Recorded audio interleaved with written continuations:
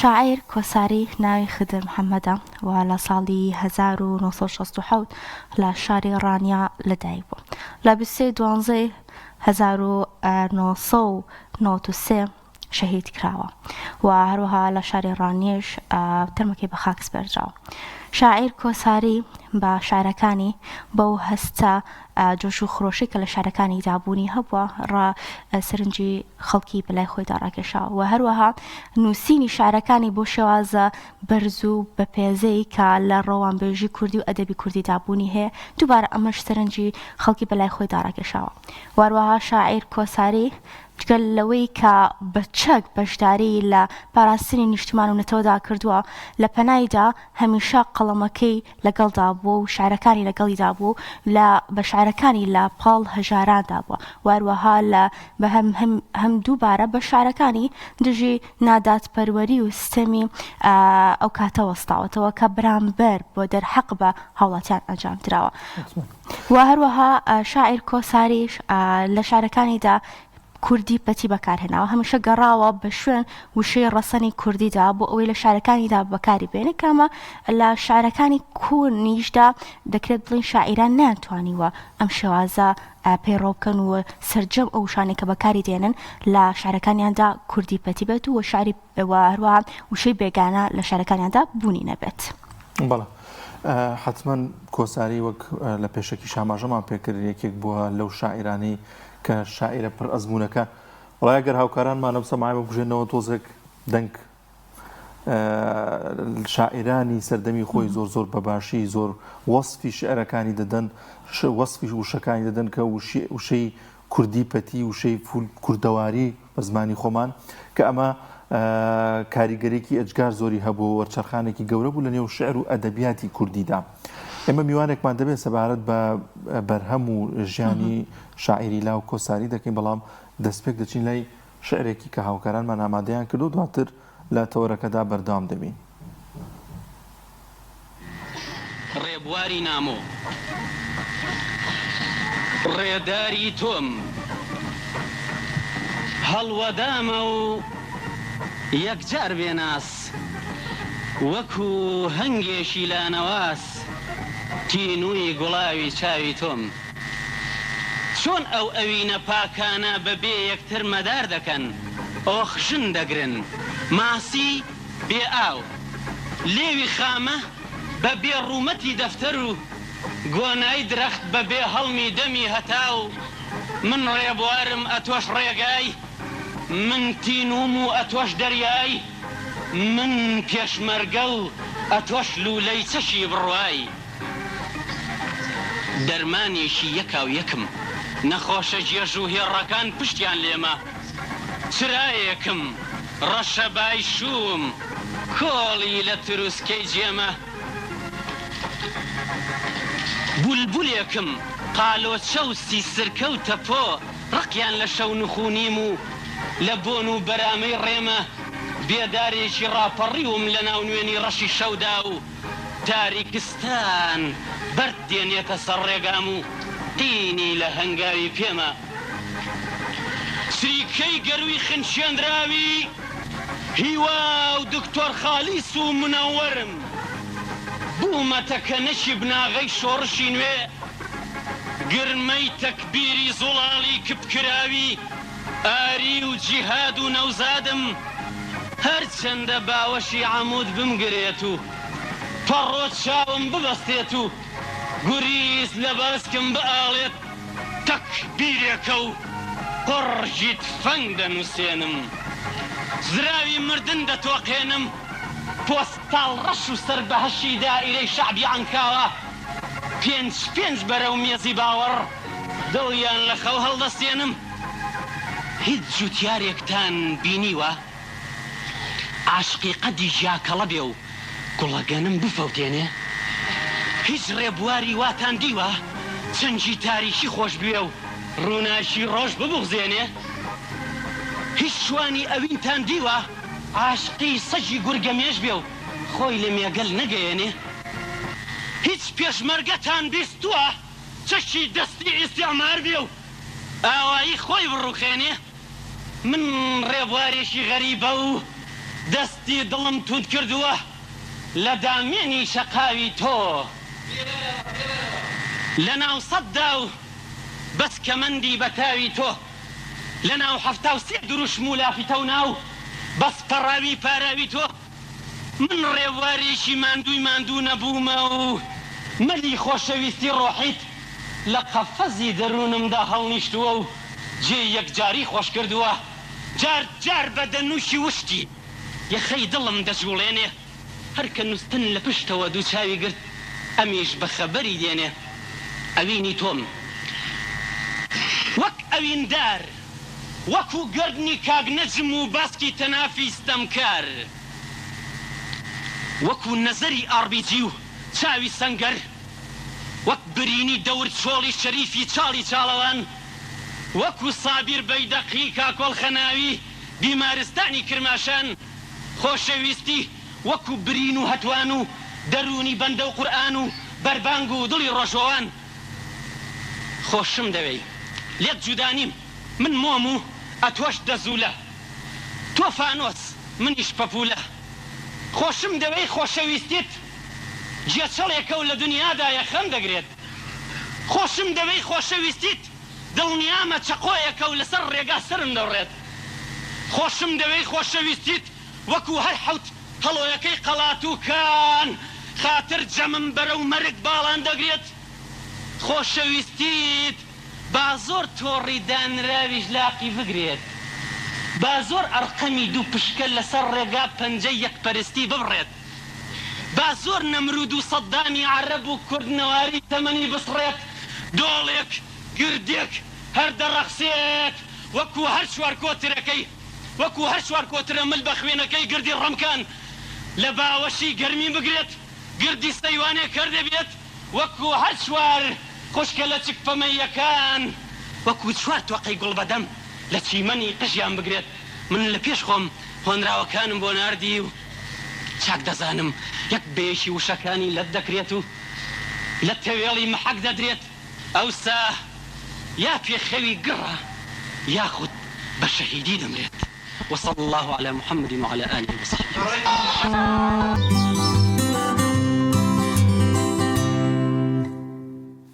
پێکومان ئەوەی کا گوێویست و بینەرێ بووین یەکێک لە شارەکانی کۆساری کە شارەکانی کۆساری بەوەی کە ئاوشەی پەتی کوردی تیا بەکارەهێنێت و شەی ڕاستنی کوردی تیا بەکارهێنێت لەگەڵشیدا شارەکانی لەبەر بووە و هەروەها ئەو دەربڕینە جیاوازەی کە بەرزی و نزمی دەنگی لە شوێنی گرنگ وە لە شوێنی دیکەدا بەرزی و نزمی بە دەنگی دەکات ئەمە شێوازێکی دیکەی جیاوازەکە کۆساری لە وتنی شارەکانی تا بەکارهێنا گفتوگۆ دەکەین لەسەر زمانی شاعری کۆساری شاعیر و پاراستنی ناسنامەی نەتەوایەتی با میوانداری مستەفا سەید مینە لێ کۆڵەر و پسپۆری ئەدەب و زمانەوانی کە لە ستۆدیۆکارمان لە ڕانیەوە لەگەڵمانە سڵاوت لەبێت مامۆستا ئەم کاتت باش سپاس دەکەین کە لەگەڵمانە بووی مامۆستاگیان با سەرتا باس لەوە بکەین بزانین ئایا جیاوازی شارەکانی شاعیر کۆساری وەروە گرنگیەکی لە چیدایە شارەکانی سڵاوتان لێبێت زۆر سپاس بەناوی خوای بەخشندە میهرەبان شارەکانی کۆساری دەکرێت بکرێنە دوو قۆناغ قۆناغی پێش ڕاپەڕین و قۆناغی دوای ڕاپەڕین لە قۆناغی پێش ڕاپەڕیندا شێعرەکانی زیاتر شێعری ستونی بوون و سادەش بوون یعنی ئەو قۆڵیەی کە لە دوای ڕاپەڕین تیاندا هەیە لە پێش ڕاپەڕین نەبوو ینی لە دوای ڕاپەڕین گۆڕانێکی زۆر گەورە و کتوپڕ لە شێعرەکانی داڕوویدا و بەرزبوونەوەیەکی زۆر بەدی دەکرێت لە شێعرەکانیدا گرنگی شێعرەکانی کۆساری لەوەیدا بوو کە وشەی بە تایبەتی بە دوای وشەدا دەگەڕا و بێگومان وشە و زمان بڕبڕێ پشتی هەموو دەقێکی ئەدەبیە دەقی ئەدەبی ئەگەر زمان نەبێت لە خەیاڵدانی شاعیر و نووسەردا دەمێنێتەوە و دنیای ڕوون بەچاو نابێنێ ناچێتە نێو خوێنەرانەوە کۆساری بە تایبەتی بە دوای وشەدا دەگەڕا تەنها جاری وا هەیە زێدەڕۆیی دەکرد لە گەڕان بە دوای وشەدا و یاری بە وشە دەکرد بۆ نمونە ئەگەر هەندێک لە دێڕ شێعرەکانی بێنینەوە کە چۆن یاری بە وشە کردووە هەی دێ هەی دێ دێ بە دێ دێ بۆ نمونە ئەو یاری بە وشەی دێ کردووە کە وەکو ڕەگەزدۆزی و ڕەوانبێژی ئەو شتانەی تێدا بەکارهێناوە یان لێک بەڵام لە بری وەڵام لە لای ئەو شەپۆلی شین بوو دەوریان شەوی شینی بێشەم وەک دەروونم گەمارۆ بوو بە غەم و تەم ئەنی بەو جۆرە یان بەندەی پێبەندی بەدەنی لبادی خەو و بادەی شەو تاکەی بەردی تاکەی پەرتی هاوژینی ناخی داخی من ئەتۆی شەمی غەمی تاری منی بەنی دەپرسن لەو خامە ڕووخام و خاوەن فام و قامەی چییە و کێ و خەڵکی کوێ ئەوە بۆ نمونە یعنی بە تایبەتی بە دوای وشەدا دەگەڕا و وشەی وای دەهێنا کە ڕەنگە لەبیر چوو بێتەوە وشەی کوردی پەتی ئەوەش بێگومان ژینگەکە کە بۆ خۆی خەڵکی ڕانیە بوو بابی پشدەری بوو لەهجەی موکریان بیتوێن و پشدەریش دەگرێتەوە وای کردووە کە شێعرەکانی زۆر پاراو بن و پێم وایە سوودی لە فەرهەنگی شێعری هێمنیش وەرگرتووە کە گرنگیەکەی لە داڕشتن و چنینی دەقەکانیدا وشەی کوردی پەتی یەکجار زۆر بەکارهێناون و بەدەگمەن وشەی بێگانەی بەکارهێناون وشەی بێگانەی بەکاریش هێنابێ وەکو شاعیرانی دیکە وشەی فارسی و عەرەبی بەکارهێناون وەکو لە لێکۆڵنەوەی شێعرەکانیشدا بۆم دەرکەوتووە تەنها دوو وشەی تورکی بەکارهێناون ئەوەش لە کوردی وەرگرتووە وشەی بوزی بەکارهێناوە بوز کە لە هەولێرێ بەکاردێت تورکمانەکان بۆ سەهۆڵ بەفر بەکاری دێنن لەگەڵ لۆقنتە ئەو دوو وشە تورکیە بەکارهێن لۆقنتە جاران بەکاردەهات لە کوردستان واتە چێشتخانە مەطعەم وشەکانی دیکە وشەی فارسی و عەرەبی بەڵام ئەویش زۆر کەمی بەکارهێناون بێگومان بەکارهێنانی وشەی بێگانەش شتێکی ئاساییە ئەو بەمەرجێک ئەو وشانە بن کە کوردی نەخوێندەوار تیان دەگات چونکە کوردی نەخوێندەوار سەلیقەی زمانەوانیەکەی بە تەسیری یان بە کاریگەری وشەی بێگانە زمانی بێگانە نەشێواوە ئەویش ئەو وشانەی بەکارهێناون بەڵام هەندێک جار ئەو وشانەی بەکارهێناون کە کورد بەکاریان ناهێنێت بێگومان خەڵکی نەخوێندەوار جۆرەها وشەی وەرگرتوون لە زمانی عەرەبی بۆ نمونە دواتر ئەوەندەی سەلیقەی زمانەکان بە قووەت بووە معنای تایبەتی کوردانان داونێ بۆ نمونە وشەی قەول کورد وەریگرتووە لە عەرەبی وەریگرتووە لە عەرەبی قەول یعنی قسە بەڵام بە کوردی معنایەکی تازەی دراوەتی تازە بۆتە کوردی یعنی بەڵێن و پەیمان یان وشەی مەکتەب کە عەرەب بۆ نووسینگە بەکاری دێنێ کورد بۆ شوێنی خوێندن چونکە کورد بە عەرەب بۆ شوێنی خوێندن مەکتەب بەکار نایەنێت دەڵێ مەدرسە بەڵام کورد بۆ شوێنی خوێندن بەکاری دێنێ بۆ نمونە جا ئەگەر بێت و ئەو وشانە لە هەر دەقێکی ئەدەبیدا بەکار بێن ئەوانە بە کوردی حیسابن بەڵام وشەی دیکە کە ئەگەر بەکار بێن کە کوردی نەخوێندەوار تیان ناگات ئەوە پێویست ناکە بەکار بێن مەسەڵەن ئێستا هەندێک شاعیرەوانە بەکاردێنن حوزن و عمق و یەئس و ئەوانە کوردیان ناگات کەواتە ئەوانە پێویست ناکە بەکار بێن جا گرنگی شێعرەکانی کۆساری لەوەیدایە کە زمانەکەی هەتا بڵێ ڕەوانە کوردی پەتی یەکجار زۆر بەکارهێناوە بە دەگمەن وشەی وای بەکارهێناوە کە نابۆ بن بە کورد و بە خوێنەری کورد و بە خەڵکی نەخوێندەوار زۆربەی خەڵک لە چنینی دەقیقانیدا ینی هەست بە ئاخاوتن و سەلیقەی کوردانی خۆی دەکات و تیان دەگات بەڵێ مامۆستا بوونی ئەم نووسینە لە شعردا بوونی ئەم توانایە پێت وایە بەهرەمەندی خودی خۆی شاعیر بۆ یاخود توانایەکی جیاوازی هەبووە لە دەربڕینی وشەکاندا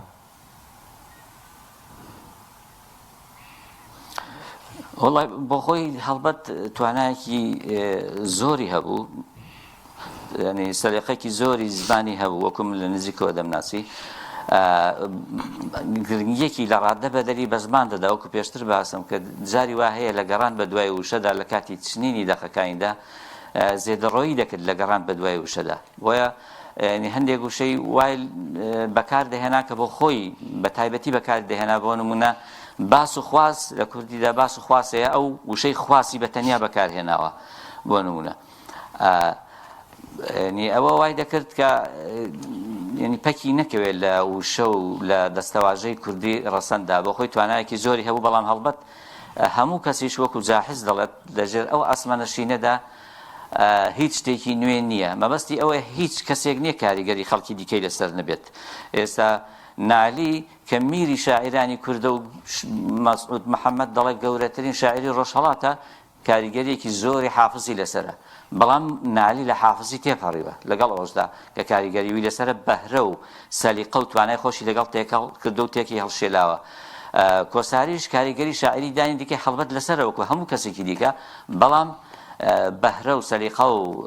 زمان ناسی خۆی لەگەڵ تێکەڵ کردووە و وای لێ کردووە بیگەێنتە ئاستێکی بەرز لە دەربڕیندا مامۆستا بەپێی ئەو توێژینە و لێ کۆڵینەوەی کە بەڕێزت ئەنجامت داوە ئایا لە ڕووی ڕەوانبێژی و بەیاخود ئەدەبی بەیاخود زمانەوانی بێت لە چه ڕوویەکە و شارەکانی کۆساری جیاوازترە لە شاعرەکانی شاعرانی دیکە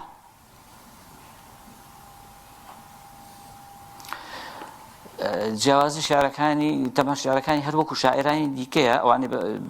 گوتمان شارەکانی دوو قۆناغن قۆناغی پێش ڕاپەڕین شعری ستونین شعری ئازادی نەنووسیوە قۆناغی دوای ڕاپەڕین شعری ئازادی نووسیوە شعری ئازادیش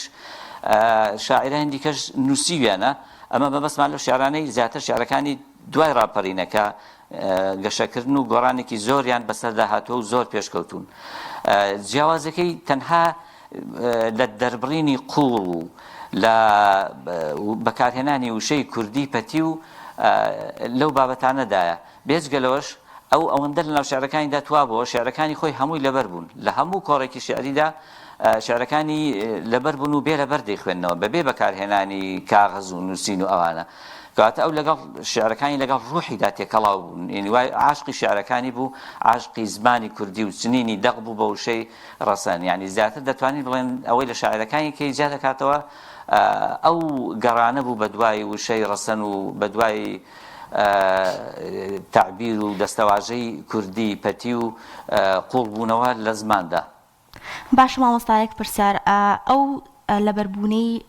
کە شارەکانی لەبەر بوو بەبێەوەی کە هیچ وەرەقە و کاغەزێک بەکار بهێنێت شارەکانی خوێندوێتەوە چ گرنگیەکی هەیە بۆ شاعیر کە شارەکانی خۆی لەبەر بێتووە بە شێوازێکی جیاواز ئەدای بکات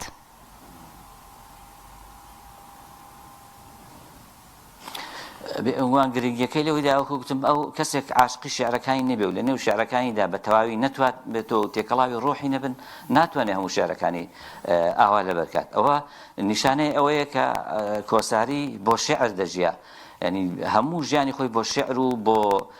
چنینی دەق بە وشەی ڕەسەن و کوردی پەتی و ئەوانە تەرخان کرد بوو گرنگەکەی لەوەدا و کە ئەوە نیشانەوەی ئەو شاعرە ئەو پەڕی گرنگی بە شێعر دەدات و بە زمان دەدات و چنینی دەقەکانی وا دەکات لە ئاستێکی زۆر زۆر باڵادا بن بەڵێ مامۆستا پێت وایە ئەبێت کەسێک شارەزایی لە زمانە هەبێت شارەزایی لە دەربڕینی وشەیە هەبێت کاتێک شعرەکانە خوێنێتەوە بۆی باش لی تێبگا یان ئەوەندە بە زمانێکی سادە نووسراون دەکرێت شعرەکانی بە ئاسانی بخوێنی تۆ یاخود گوێی بۆ بگریت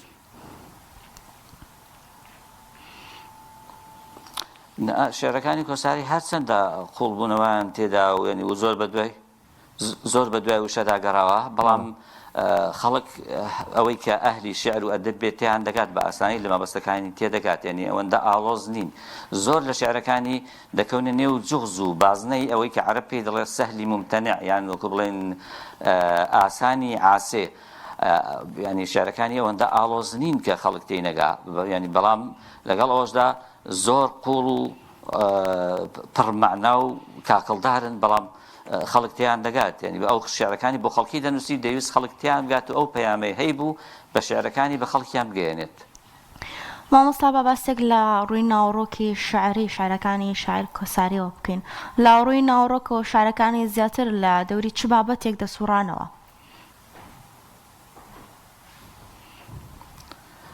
لە ڕووی ناوڕۆکەوە بە پلەی یەکەم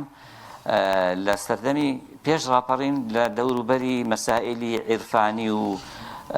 خواناسی و سروشت و جوانی ناسی و ئەوانە دەسۆڕانەوە بەڵام لە دوای ڕاپەڕین وەکو گوتمان هەم لە ڕوخساردا هەم لە نێوەڕۆکدا گۆڕانێکی گەورە و تەکانێکی گەورە کەوتە نێو شعرەکانی لە دوای ڕاپەڕین شعرەکانی زیاتر شعری بەرگری بوون شعری بەرگری بەرگریکردن لە کورد و چەساوەکانی هەموو دنیا و مافی کورد و بێ ئاڵای و بێدەوڵەتی کورد و بەڵام لە ڕوانگەیەکی موسڵمانانە و ئیسلامیانەوە ینی شارەکانی زۆربەی لە دوای ڕاپەڕین باس نێوڕۆکەکان با مەسەلەی کوردایەتی و کوردبوون و پارچە پارچەی کورد و ئەوانە بوو بەڵام لە دیدێکی ئیسلامیانەوە. بەڵێ مامۆستا پێ دوایە هەندێک وشە لە نێو فەرهەنگی کوردیدا هەبوون بۆ نەگەر کۆساری لە شعرەکانیدا بەکاری نێنایە لەوانەیە ئەم وشانە بمردنایە یاخود وردە ودە لە ناو بچوونایە یاخود ئەگەر نمونەیەکت لابێت لە وشانی کە لە شعرەکانیدا ئاماژەی پێکرد بێت. بەڵێ بێگومان زمان بۆ زیندومانەوەی پێویستی بە دەقی ئەدەبی هەیە. بۆ نمونە زمانی کوردی ئەو زمانێکی ئێمە ئێستا پێی دەخوێنین و لە زۆربەی ڕاگەیاندنی کوردیدا بەکاردێت کە زمانێکی ستاندەرە بەڵام پێویستی بە دەسەڵاتێکی بیچەسپێنێ ئەوە لە نالیەوە لە دەقەکانی نالیەوە دەقە بەرزەکانی نالی ئەو زمانان زیندوو کردەوە بۆیە دەقی ئەدەبی هەر وشەیەک بەکار بێنێ زیندوو دەبێتەوە لەبیر ناکرێت. کۆساریش لەو بابەتەوە لەو بارەوە دەستێکی زۆر باڵای هەبووە. بۆ نمونە چەندان وشەی وای بەکارهێناون کە جاران لە نووسیندا بەکار نەدەهاتن بەڵام ئەو بەکاری هێناون. بۆ نمونە لە شعرێکیدا دەڵێت لە ئێستاڕا هەتا ئەو عانەی دەچمەنێ و کوفن و گۆڕ هەڵبەت ئەوە شعری پێش ڕاپەڕینە بەڵگەشن ئاوەژوو بوونە دەگەڵ ئادەمی دوومۆر لە ئێستا ڕا کە لە مکریان بەکاردێت لە جاتی لە ئێستاوە ئەو بەکاری هێناوە. بەڵگەشن نونی بەکارهێناوە بۆ ڕناوی لکاوی کەسی یەکەمی کۆ نون لە مکریان بەکاردێت لە جاتی مان بەڵگەشمان ئەو دەڵێ بەڵگەشن لەگەڵ کۆسایی دەگەڵی بەکارهێناوە کە لە مکریان بەکاردێ یان لە شارێکی دیکەدا دەڵێ لە ئاسۆڕا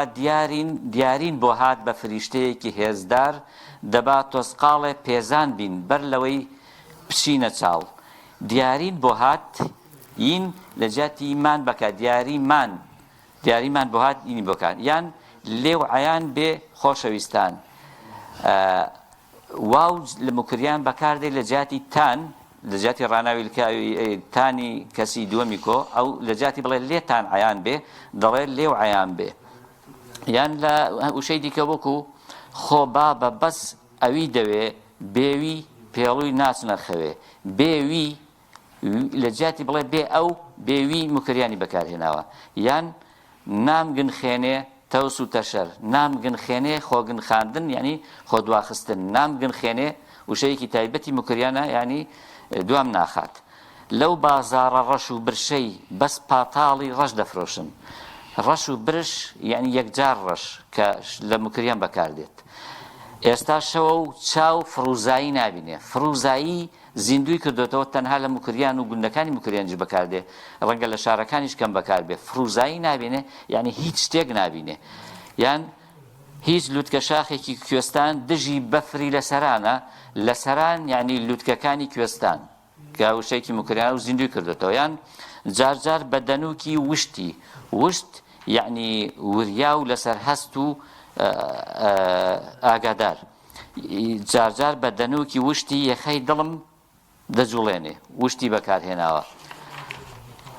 یان چەندان وشەی دیکە بۆ نمونە ئەوە دوای شێعرەکانی دوای ڕاپەڕینیشی تاو ناتاو هەڵی دەکرد و شەقاو میوەی شەهیدی تێدەگرت شەقاو تایبەتە بە مکریان شەقاو یعنی هەنگاو لە مکریان یان لە شارێکی دیکەدا دەڵێ زۆر جار لە چنگی کوڕەکانی مێشل عەفلەق لەناو بانگوێر و بەندەن و باخەڵتدا پاراستوم بانگوێر یعنی بەردی گاشە بەردی گەورە بەندەن یعنی دەر و دەشت تیمار و نەخۆشخانەی وڵاتی ما دکتۆر و دەرمانی گرانی تیمار و نەخۆشخانەی وڵاتی ما یعنی وڵاتی ئێمە لە وشەی مەی مکریانی بەکارهێنەوە ڕناوەکەی ئەوە بەکارهێنەوە یان لێرە وشەیەکی بەکارهێناوە کە لە ڕاگەیاندنی کوردیدا پێویستە ئەوە زۆر بەکاربێت لە جیاتی وشەی ناوبراو چونکە تەرجمەی حرفی وشەی ئەلمەذکوڕی عەرەبیە ئەوە تا ئەو وشە مکریانەکەی بەکارهێناوە کە هەمانە بخۆمان شەوی گۆرین شەوی غەم بوو شەوی گۆرین یعنی شەوی ناوبراو گۆرین کە خەڵک هەر لەبیری چوو بووە لە بڕی گروگاڵی منداڵ هاڕژنی تۆپ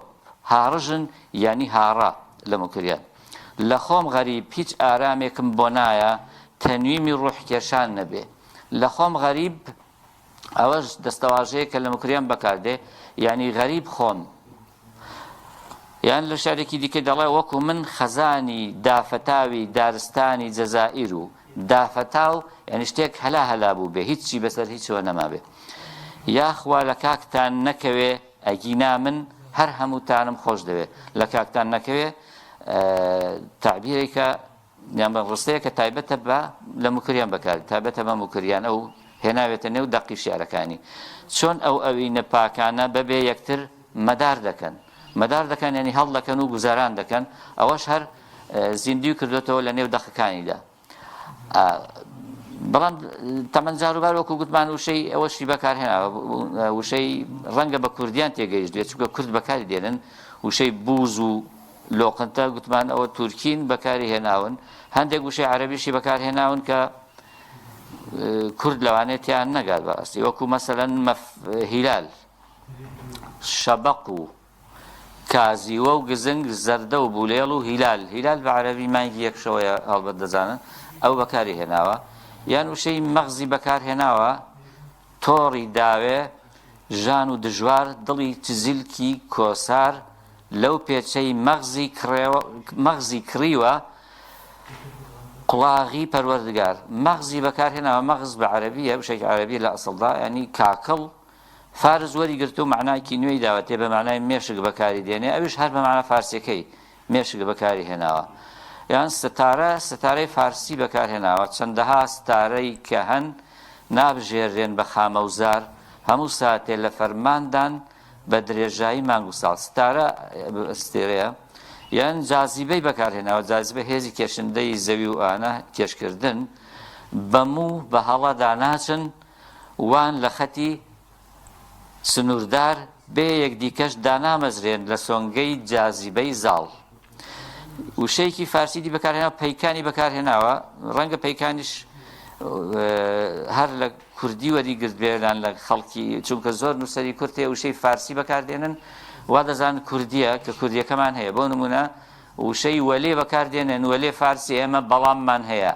لێمان هەیە بە بادینان بەڵانمان هەیە لە مکریان یان وشەی بەرمەبنا بەکاردێنن کە بەرەکە فارسی ینی لەسەر مەبنا یعنی بنیات عەرەبیە وشەی فارسی و عەرەبیە بەکاردێن وا دەزان کوردیە ڕەنگە ئێمە بەرمەبنای لەسەر بنەمایمان هەیە ڕەنگە ئەوەش لە نووسینی هەندێک نووسەرانی وەرگرت بێ بۆ نمونە دەڵێ سەرنجدا پەیکانێکی کەم کە دەردەچێت لە کەوان دەبێ حەوجەی چەند فەرمان بێ تا دەپێکێ نیشان پەیکان بەکاری هێناوە یعنی تیر بە فارسی یان وشەی قورباقی بەکارهێناوە بە فارسی ینی بۆق یانە هیچ کات نەتبینیوە قورباقەیەکی ناو دوڕ گوڵان یان هەندێک جا وشەی عەرەبی وای بەکارهێناوە کە کورد هەمووی تێدەگا ئەوە شتێکی زۆر ئێتیادیە بۆ نمونە ئەی توێشووی گەشتی ڕژد و دوور تۆی بەدی هاتووی بێ قسوور لە عەرەبی وەرگیراوە ینی بێ کەم و کورتی بێگومان ئەو جۆرە هاوشە دیکەش ئەوە هەر مشتێک بوو لە خەروارێک کە کۆساری هێناونی و خەڵک لە گفتوگۆدا بەکاریان دێنە جاروبار لە دەقەکان بەکار نەهاتون ئەو دووبارە زیندوی کردوونەوە بەڵام مامۆستا بەوەی کە کۆساری دەست بە تفەنگ بۆ وەروە لە شۆڕشەکان و ڕاپەڕینەکاندا و لە سەنگەرەکاندا بەشداری کردووە دەکرێت بڵین ئەو شاعرانەی کە بۆ هەوڵاتیانی ستەملێکرا و هەژاران و هەروەها بۆ ناداتپەروەری دەسەڵات وتوێتی جیاوازتر بووە لە شاعرانی دیکە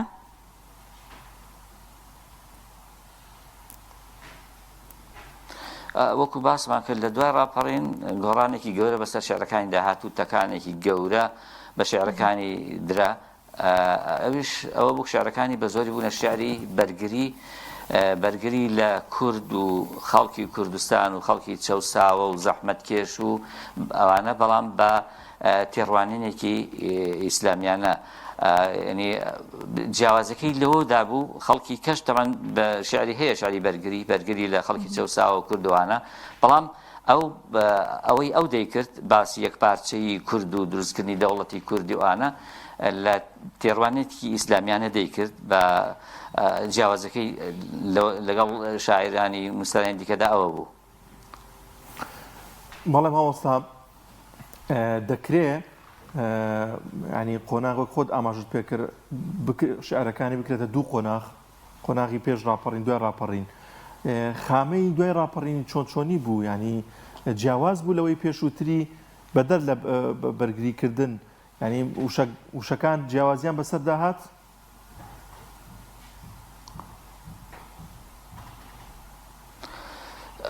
هەڵبەت لە پێش ڕاپەڕینشدا ئەو زۆر عاشقی وشە و دەستەواژەی و ڕەسەنی کوردی بوو بە دوایاندا دەگەڕا بەڵام شێعرەکانی پێش ڕاپەڕینی وەکو گوتمان شێعری ستونی بوون شێعری ئازاد نەبوون و سادەش بوون ینی نێوڕۆکێکی سادەتریان هەبوو لە دوای ڕاپەڕین بەڵام لە دوای ڕاپەڕین کت و پڕ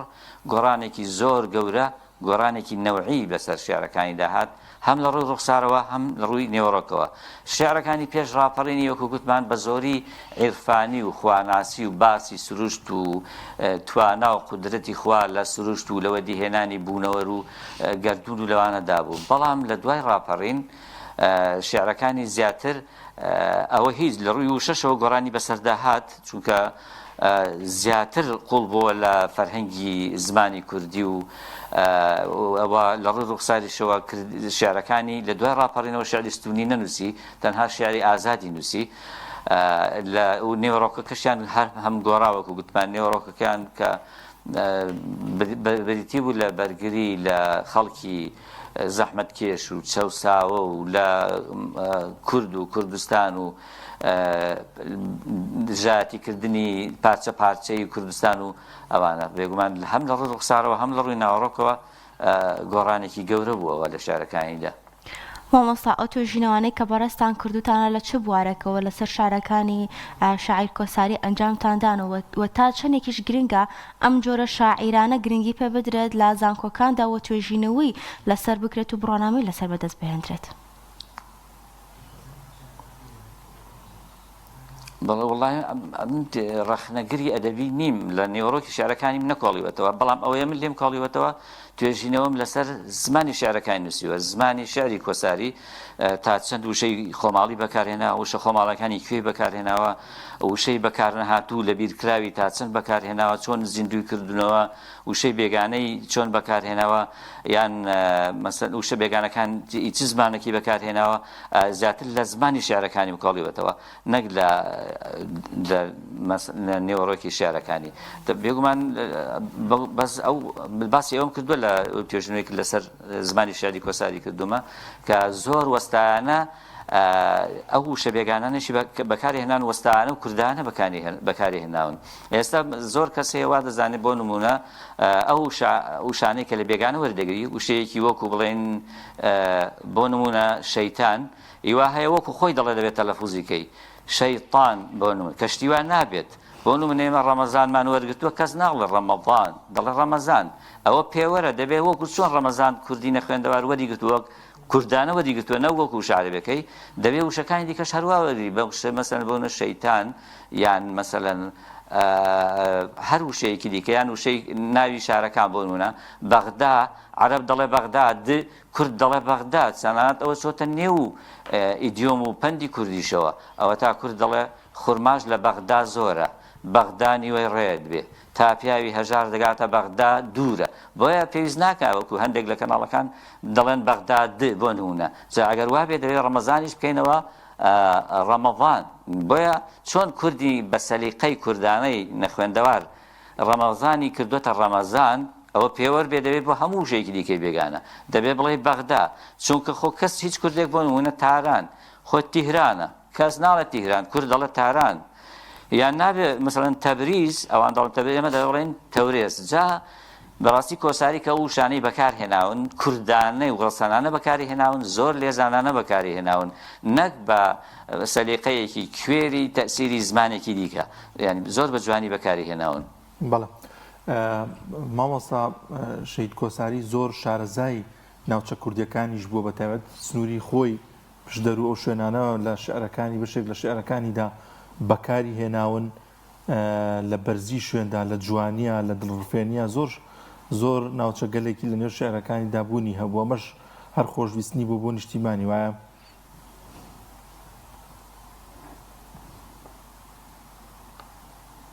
بڵێ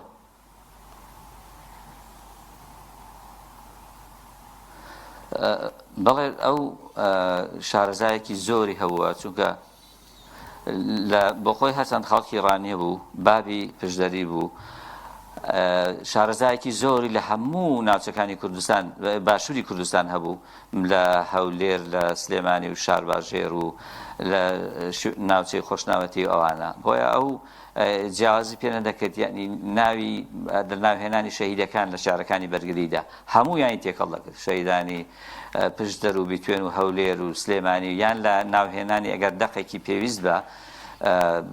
مەسەڵەن پێویستی بە ناوی شوێنەکان هەبا هەموو شوێنەکانی وەکو یەک بەکاردەهێنان بۆ شارزایەکی وانی وەکو جوغرافی ناسێکی کارامە ناوی شاخ و دۆڵ و شتەکانی دەزانی کە ئەوە زۆر گرنگە شاعیر شارەزای وڵاتەکەی بێ بۆ ئەوەی ئەو شانێک کە تەوزیفیان دەکات لە نزیک ڕابیان ناسێ ئەو شاخ و داخ و لووتکانێکە دیتونی مامۆستا لە کۆتاییدا چی تێ بۆ شاعرانی ئێستا و وەکو لێک کۆڵێرێک و پسپۆڕێک لە ئەدەب و زمانەوانیدا چی تێ بۆیان کە ئەوەی کە زمانی کوردی دووبارە زیندوو بکەنەوە بە تایبەت وشە پەتیەکان و شەڕەسەنەکانی زمانی کوردی لە شارەکانیاندا بەکار بهێنن وڵای من هیوادارم شاعران بایەخێکی زۆر بە زمان بدەن وەستانە و لێزانانە زمان بەکاربێنن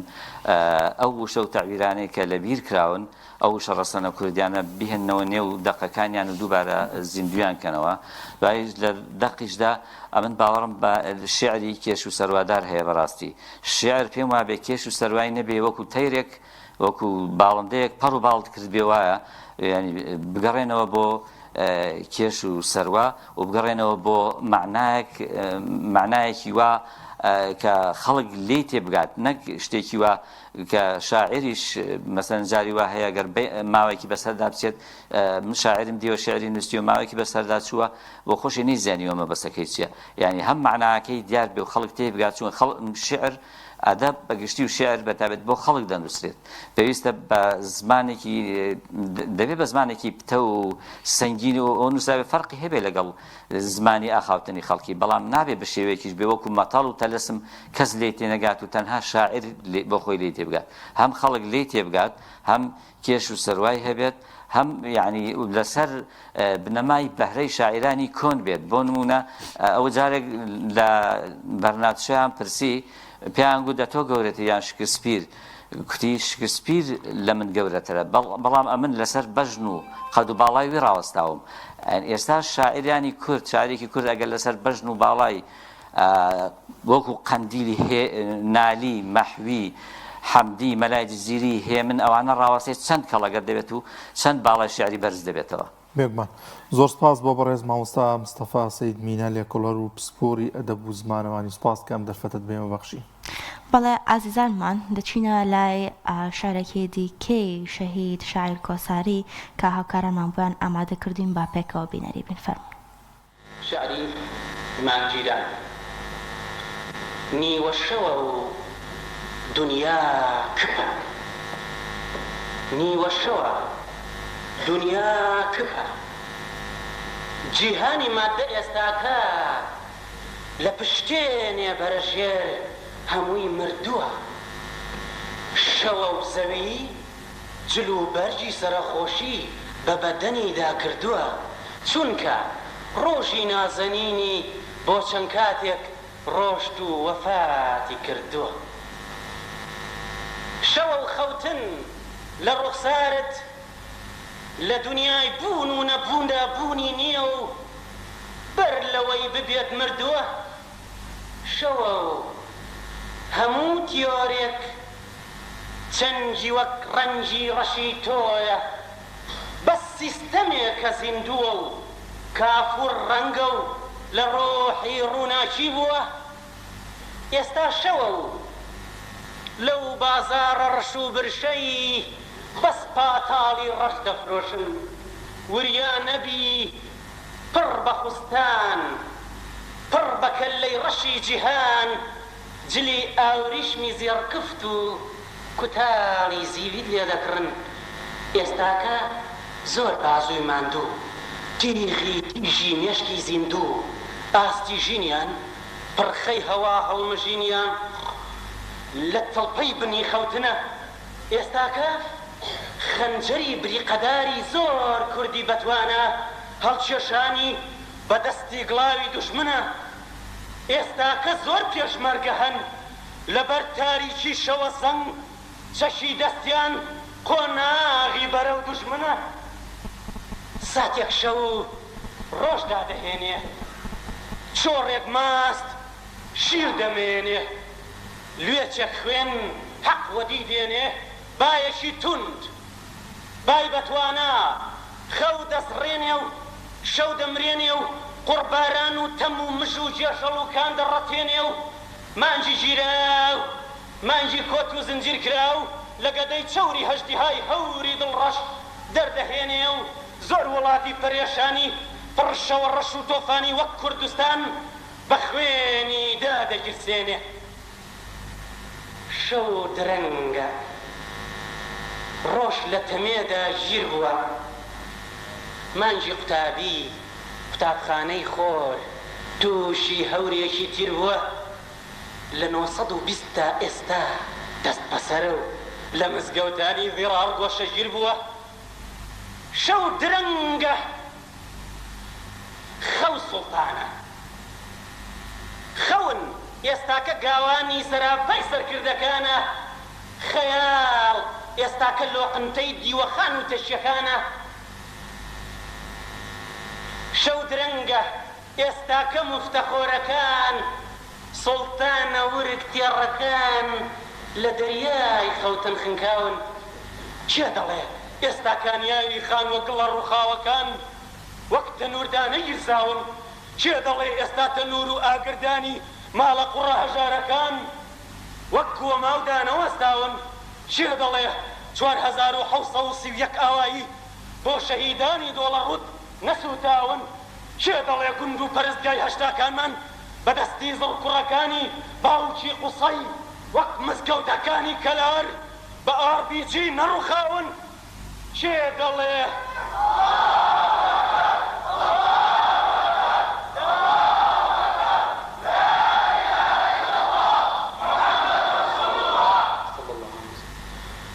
بەم شەوگارە چێ دەڵێ 35,000 ئافرەتی کەساسی بۆستنە بە مەرەدی ئەم فالەکانی کوردستان نەبراون چێ دەڵێ 1,5 ملیۆن ئەستێرەی ئاسمانی ئەفغان بۆ کورچی جەمیل و ڕەحمان نەگریاون ئێستا شەوە چاو فڕوزایی نابینێ بەم شەوگارە چێ هەیە ڕووی حەق ببینێ چێ هەیە لە ئاستی ڕاستی سەری نزمی دانەوێنێ بەم شەوگارە ئێستا ڕاستی بە دوا شوێن پێی ماشی ڕاستی سەری وێڵە ئێستا خواری وەک ماری خوار وەکو پێچ و پەنای ڕەشمار لەسەر سفرەی کونی سوانەی ماڵە سادەکانی وڵات نانخۆریەکە و نانجێنڕە شەو فرۆشە و هەتاو کڕە دژی خێرە و مەشکەی وەک مالۆسی تێرە ئاخ چاوی سپیم ئێستاکە دووربینی گەلێک لە چاوە ڕۆشن بیرەکان سەرە و بنە ئێستاکە دڵی زۆر دڵدار ئەوینی ڕاستی لێونە ئێستاکە قاچی زۆر ڕێبوار دوشمنی جادەی ڕۆشنە چێ هەیە لامپای خۆش نەوێت مەگەر دز بێ بەم شەوگارە چێ غەنیمی بانگی تۆ مەگەر ئەفلەقی کوردکوژ بێ هیچ چێڵگەیەکی کوردستان ڕقی لە نمەی بارانە هیچ لوتکە شاخێکی شوێستان دژی بەفری لە سەرانە هیچ نەمامێشی دارستان دژمنی خەندەی بەیانە نەخێر قوربان ڕۆژ هەر ڕۆژە باشەم شەمەش پێی ناخۆش بێت مەرگ و بەرزەخ و ڕاستاخێز بەتاڵ و کەم باشە لادەکانیش ئەمڕۆ هۆش و گۆشیان لێی خامۆش و هەناوی ڕەش و نەخۆشیان لە حەیفان ئاسیا پۆش بێت درەنگ یازوو خونچەیەکەو دەبێت بە گوڵ هەر گوڵێکەو دەبێت بە باغ بەردێکەو دەبێت بە تاوێر هەر تاوێرەو دەبێت بە شاخ شەوێکەو دەبێت بە خشتە هەر خشتێکەو دەبێت بە کۆخ دەبێت بە کۆشک دەبێت بە دیواری وەتاخ